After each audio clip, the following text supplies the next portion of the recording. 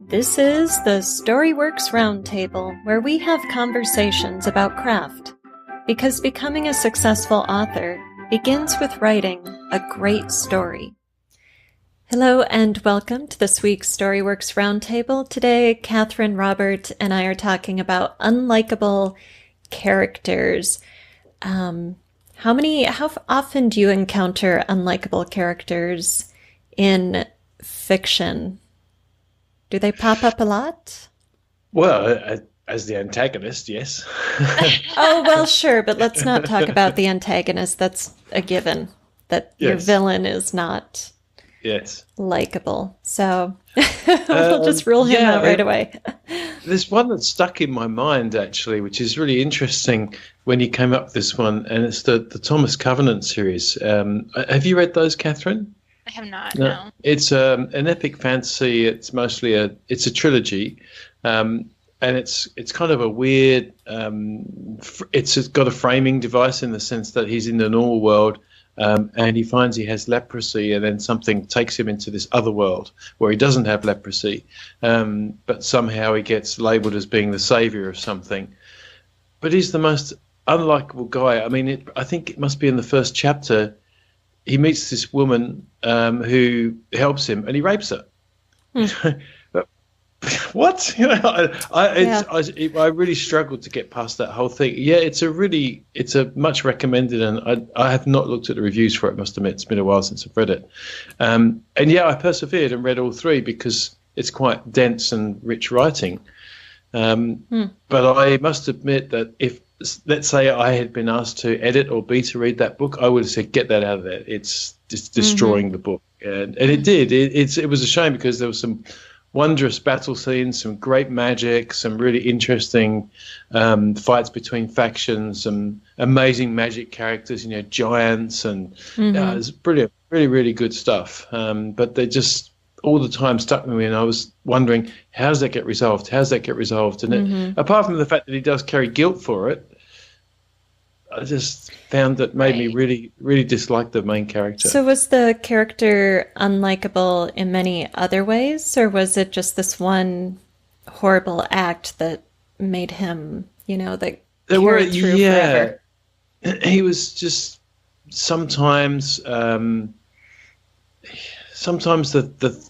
the thinking or the way that he was not prepared to perhaps collaborate with others as well was a strange book. It's worth reading those first three or four chapters just to see what happens when that kind of thing goes on. So I've definitely come across that as a main character, but rarely, I suppose, do you read one that's completely unlikable. It's those unlikable traits that somehow make them appealing. Right. Yeah, like the snarky girl in the typical YA or Dresden Files. Dresden can be pretty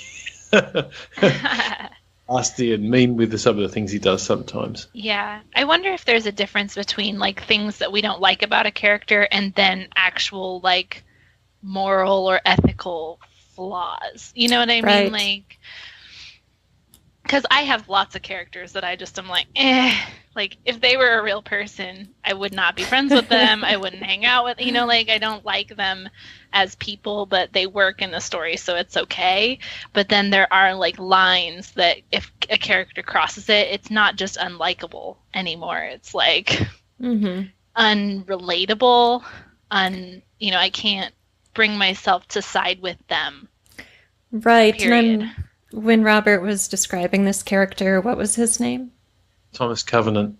Thomas Covenant. I was thinking about that, Kathryn, and wondering if the author was trying to make an unlikable protagonist or give him a flaw but went too far with it and gave him such a morally repugnant flaw that he really kind of damaged the relatability piece for his readers. Because you don't want. I suppose it's one of those continuums as well, where have we got the Mary Sue, you know, everything they do is perfect. And you can dislike them for that reason, actually, I suppose. Right. You know, that can be a difficult book to read if you think, oh, come on, you know, just really. But then you've got the other side of it where perhaps an author has tried to make them complete with flaws, but it makes them so painful that you think, oh, this is too hard. So, and then I like what Kathryn points out where, you know, is it something that's morally or ethically dislikable, or is it something that's just a character trait that typically, you know, rubs up against something in their own personalities that teaches us something or is available to teach you something? I think whenever you meet someone in real life where you think, oh, you know, what an annoying habit or trait they have, and often the psychologists and therapists will say that's a reflection of something that either we dislike about ourselves or that we feel drawn to because it somehow completes something about our dark side. So yeah, I think having unlikable parts of a character is important to make it realistic. Right. And I can think of like things that aren't like rape of another character that can make, you know, like just being selfish, or I mean you could have played that, and I mean I don't know the story, and maybe there's a reason or some sort of psyche thing that happened there, but I would argue that like if you're gonna make moral decisions that are gonna make your reader go whoa, you maybe want to push it further into the story where you have a relationship with the character already, so that you understand why they're doing what they're doing, or maybe you can justify it as a reader in order to keep yourself tight with the character, because that would have thrown me completely out. I probably wouldn't have read anything else. Right. So. Right. And Robert, you said you kept waiting to see how this was going to play out and resolve. So other than a little guilt, was the character ever redeemed, or did this woman ever come back in the story? Or Oh yeah. She remained as a fairly major character for some time. It's been a while since I've read it, but I think from memory he was chased out of that village, obviously, and that's obviously that was an inciting incident, other other than the previous one that really kicked the whole story off. But yeah, other than fairly raging guilt, I don't recall it ever actually being really resolved or even being necessary to the story, to be honest. Interesting. Yeah. Wow. I wonder what that author was thinking when he chose to write that scene. And yeah. I mean, it's an anti-hero. Yeah, well, I mean, shocking scenes is different to something that's so jarring like that it really did make me feel, you know, I was feeling empathy for this character. He got leprosy, you know, and then all of a sudden he finds himself flying through this portal. You know, he's at home and he's weak. He can barely get up and down stairs, and then all of a sudden he's in this other world and he's got capacity back again, and but he's lost and doesn't know what's going on, and he meets this girl who takes him to the village, and he's accepted by the village, and I can't remember what they try and do. They try and help him or something, and then he rapes her. It was sort of completely out of character, you know. I was feeling for him, and then it was so. As you say, Kathryn, maybe later on in the story, you know, or if it had been, you know, a reaction to him taking on some of the magic that he was finding himself having in this world, that caused some weird aberration. But yeah, it was right. It stuck with me, obviously. Don't remember much else about the story other than giants and sea voyages and some big castles with committees meeting in them, and the whole region being under attack. But one scene is obviously stuck. So I don't know, you could argue it's a great marketing ploy. Well, or a great way to turn off readers and get people to leave the series. That's right. There's thousands of people listening to us now who are never going to read it. That's right. They won't even look at book one. That's right. It does raise an interesting point, though. You know, writer beware when you're thinking about what to include. Is it essential to the story?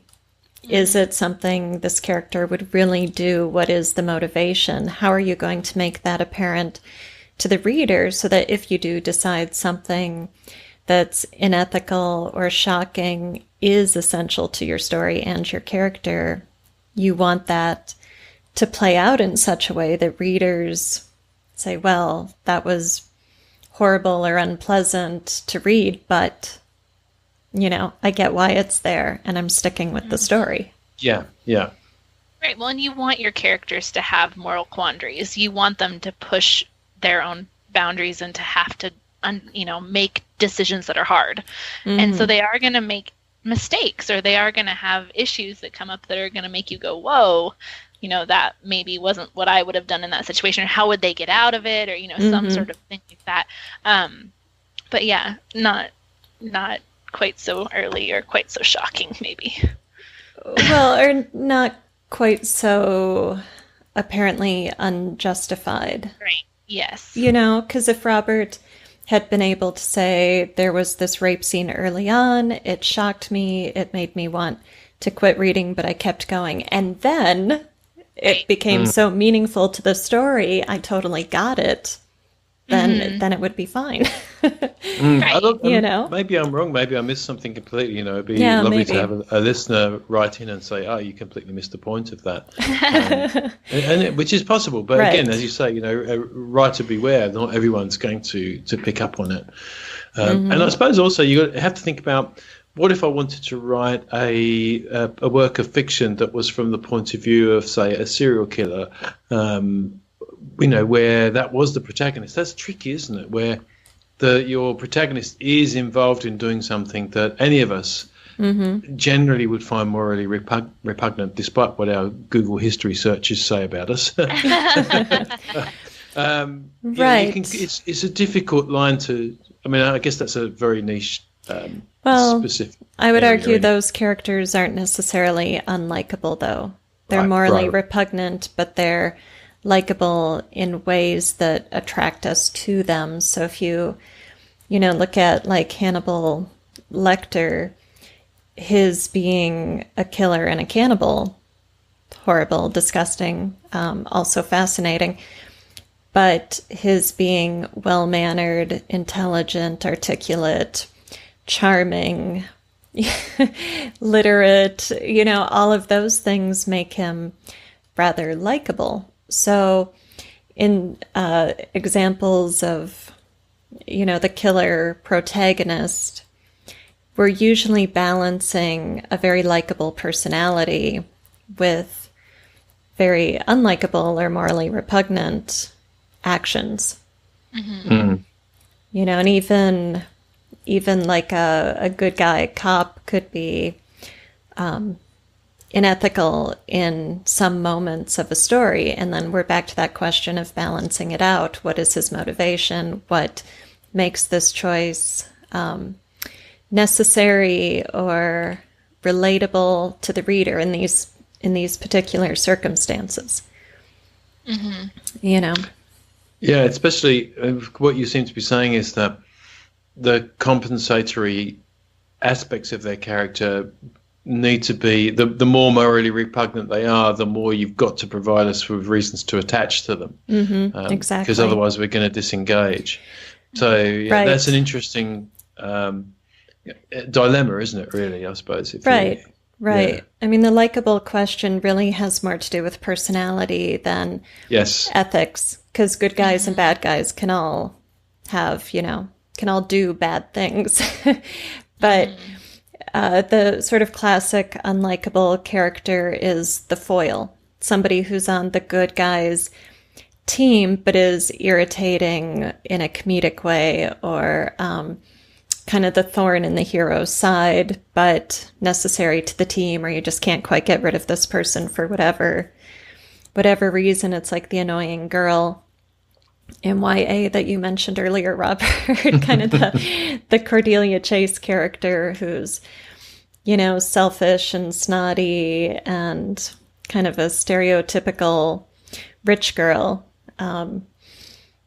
And nobody really wants her around, but they can't get rid of her, and she's always ending up in the mix during the plot points and needing to be saved, but then is completely ungrateful and only sees how anything affects herself. And we like seeing them but why? What makes these characters fun? I think it's the dark side again. I think it's that sort of the vicarious, what we termed in neurolinguistic programming a referential index shift, which just means that you can't help but adopt being that person if it's well written. So part of us take on what it's like to be that person, and maybe that, that some fiction is very healing in that respect as well. That when you read about characters that you never would be yourself, it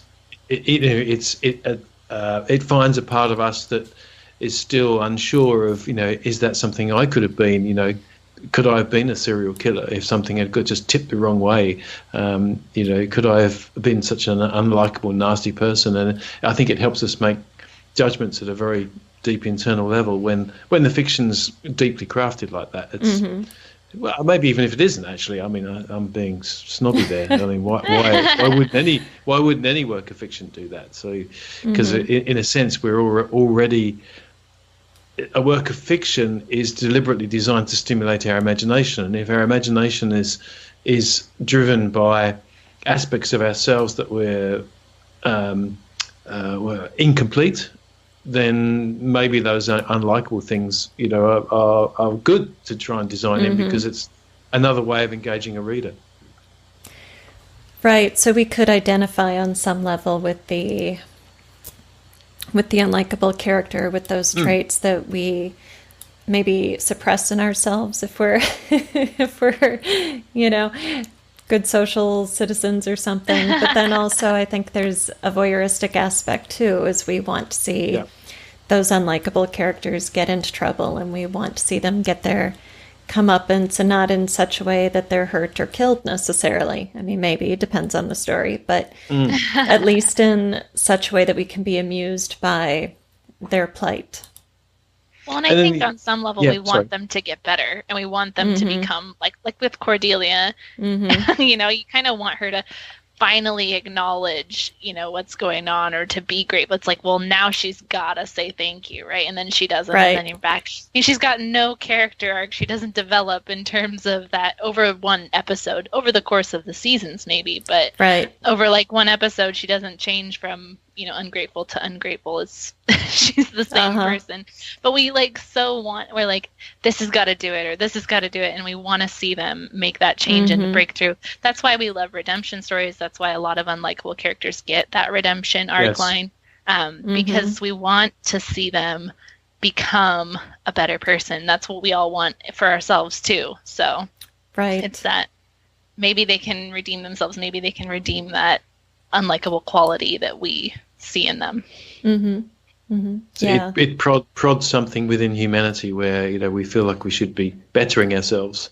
So that, I like the redemption arc for that reason. But it's interesting. I mean, you were talking about the foil as well.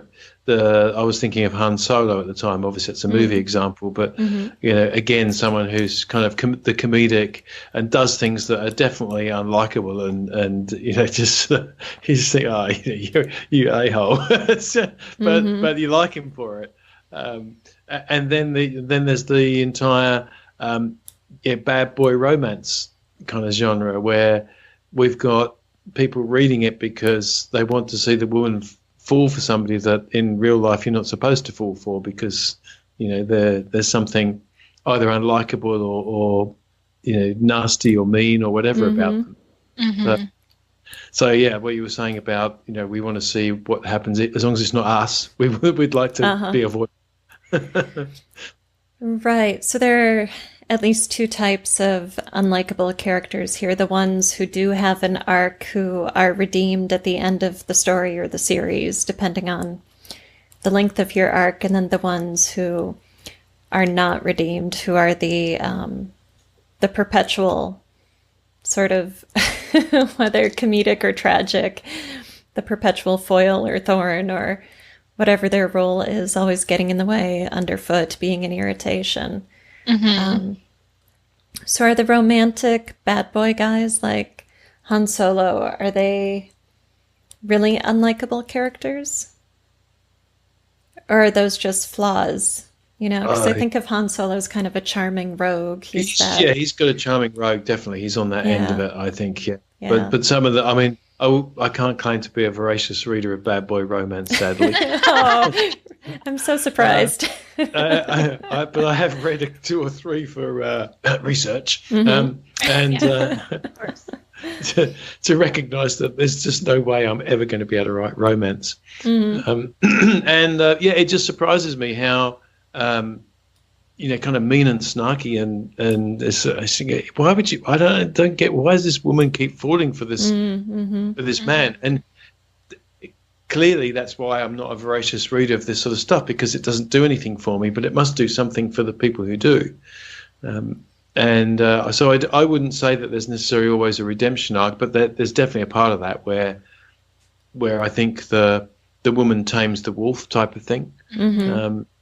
So there's obviously that aspect to it, but I'm not really qualified to speak. I think it might be great to have an author on who writes that kind of thing and says, well, yes, you've got to write them as seemingly unlikable, but that actually there's got to be things about them, like you say, Alida, that are charming rogues or some aspect that keeps them on the page or keeps us turning the page to find out if there's something about them that's either going to redeem or that we admire them for. Mm-hmm. Right. Thoughts about writing unlikable characters? Have you set out to, consciously, purposely write an unlikable character before? Only as antagonists, I guess. So yeah. I definitely set out to make secondary characters have traits in there that annoy my protagonist. So from the protagonist point of view, they're unlikable. I'm not sure I've really deliberately set out as a writer though, but the more we talk about it, I'm thinking it makes sense that you would, because if we look at all the parts that make ourselves up or make up the human race, we're going to have these other aspects that if you can portray them in the story, then it's another way of simulating realism. And making fiction more believable is to have things that are a little more like real life. So in real life, we're bound to have people we rub up against, and yet they're not bad people. They're just unlikable to us. Right. Right. Yeah. I think when you have an unlikable character, you do sort of you toe that line of the stereotype, because, as you're saying, Robert, through your protagonist perspective, any one character can be irritating or unlikable in some way because of those traits, but then to have a character where the reader's consensus across hopefully hundreds or thousands or millions of readers, this person is unlikable, then you are getting into that territory of kind of one-note personalities, at least until the character matures through the arc process. Right. So what are those universal unlikable traits? Well, we've got the whiny girl, the Cordelia Chase type of character. Right. I suppose the sort of like mealy-mouthed, like nerdy, middle-aged man who's just kind of always ingratiating himself and not effective, but kind of a hanger-on type. And, you could take any one trait and make it part of a character with a larger spectrum of traits, and it would just be a trait, it would just be a flaw. But when you put together all the kind of like irritating, annoying, or self-centered, maybe like super egotistical focused or ego focused. Yeah, ego focused. Yeah, so the power hungry egomaniac would be an unlikable stereotype. So those are both somebody who always plays the victim, and you just like them because you want them to slap themselves and get on with it. Right. Yep. Well, especially if your protagonist is actually a victim and this other person. Yeah. Yeah. Right. Yeah. The sort of domineering mother figure who, keeps the apron string tight, even though the children are grown or whatever. So I think any sort of negative stereotype you can think of in real life, you could build that sort of one-dimensional character, right. Give her enough personality to come off the page and be real, but really just focus tightly on this aspect of being a human being. Whether you kind of overblow the negative trait a little bit. Right. And then that character's role in your story is going to have to be specific, because if it's broad, we'll need to see that character do too much and fulfill too many roles. But if it's very narrow, like whining, complaining, getting into trouble, needing rescue, and being ungrateful, there you go. It's kind of in a neat little package that you can hand to readers, and all of your other characters work with those traits and point them out, and it becomes a trope through the story. This character is that one thing. Right. The more I listen to this, the more I think how difficult writing is.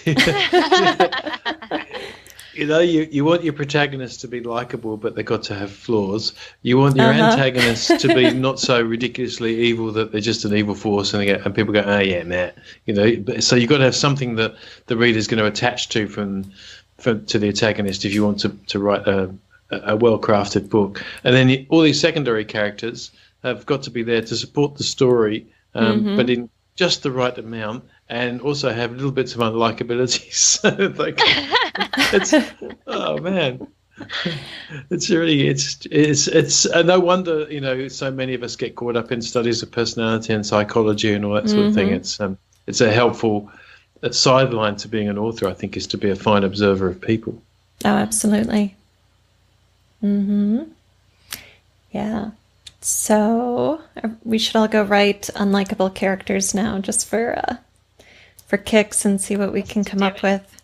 Yeah, well, I'm starting to think that you know how we had another episode where we were talking about secondary characters just sort of not really being there except to be handy when you needed someone to pass your screwdriver or something. So, and I guess this is a way to help your creative process as a writer, to think, okay, well, it's fine having them there. I need them there for this particular action, or I need them there just so that it's not always one person on the page. But in deepening their character, what is it that's going to make them likable? But are there aspects they're going to have that will be unlikable as well, that I can test my creative strengths with, and maybe come up with a better book for that reason. And I definitely haven't. I think it's something that I would have to try harder to stretch my writing expression across more than just a simple good versus evil likability scale, where the antagonist is dislikable and the protagonist is likable, and that's the end of the story. Right. Well, and I think if we wrote truly unlikable characters, I wonder if it would be fun, or if we would just be like, ugh, this character, I'm in this, this head, I'm doing this development, it's so ew, like you want to go wash your hands after writing that person for a while. But you can imagine it must be fun when you know that character is going to have a key moment in the story at some point that's absolutely critical to the protagonist. I'm thinking Snape in Harry Potter, for example. Right. There's a great unlikable character. Great unlikable character, and it kind of remains unlikable even. Well, maybe right at the very end. You really you gain affection for what he's had to endure. Right. Which is amazing, really, when you think that's a redemption story. I guess again, Kathryn, it's a total redemption story. Yeah. Yeah, but does it make him more likable? I don't know. For years we all hate. Yeah. Yeah, I don't think it makes him more likable, but it makes us understand him and sympathize with him. Right. Which is an interesting twist to give that character right at the very end of the book, whereas with someone like Cordelia Chase, and I don't think we've said it thus far, but if you don't know Cordelia Chase, Buffy the Vampire Slayer TV series. I don't, so that's why I kept quiet. Okay. It's over several seasons, and then she finally comes around and starts to evolve as a character and becomes a likable figure. So 2 different types of arcs there. One is character evolution in Cordelia's Chase, and the other is that twist that suddenly puts a new light on this character and all of his behaviors. Mm-hmm. Yes. Very interesting. Yes. Yeah, I do like that when you suddenly find out those motivations, and maybe that's something that appeals to me, or maybe people in general, that you find somebody that you either disliked, was in the group of friends, and this happens a lot at school, I think, when you're still finding your way, and there's somebody that irritates you in a group of close friends, but you can't get rid of them because they're close friends with somebody else, and then at some point you make a breakthrough, and then maybe there's something that you make a connection, a rapport building thing that's a find common ground, and then you understand more about it. They go, oh, that's why they're like that, and it's all of a sudden they're not dislikable anymore. So I guess that's also, like the Snape thing is something you can plan in your secondary character evolution. Yeah, absolutely. It should be planned. You should know where you're going with your characters so that you can start planting those seeds early on in the character's arc, and then reveal, so the reveal makes sense and doesn't just come out of nowhere. Any final thoughts on unlikable characters? Nope. Gotta write them. Gotta write them. Okay, so this week we've got a challenge for everyone out there. If you haven't already written your unlikable character, get to work, see what comes out of it. Could be a fun new process of discovery. Yeah, tell us what the character is in the Facebook group. Love to hear it. Yeah, definitely. Hey guys, the Structure of Story is now open. This is a Storyworks Fiction nuts and bolts course, and it's all about structure, because often structure isn't taught. People assume it's just a natural byproduct of writing. Like, if you write a story, you'll intuitively know how long to make your scenes, where to place chapter breaks, and how to maximize the effects of dramatic or comedic action. But that really isn't true. Yes, literature is an art form, but like all other art forms, it springs from a definite working knowledge of craft. By learning the mechanics of story structure, you'll be able to identify the key elements of your story, shape them to increase your story's desired effect on your readers, and turn craft concepts into tools that you have at your disposal whenever you sit down to write. You can find out more about the Structure of Story and preview 2 of the modules, including 3.2, which is all about chapters, at storyworksfiction.com. This course is open, it's live, it's ready to enroll. Head over to storyworksfiction.com, get the preview, and I'll see you in the classroom. Thank you for listening to the Storyworks Roundtable. Find all our shows, show notes, and videos at storyworkspodcast.com.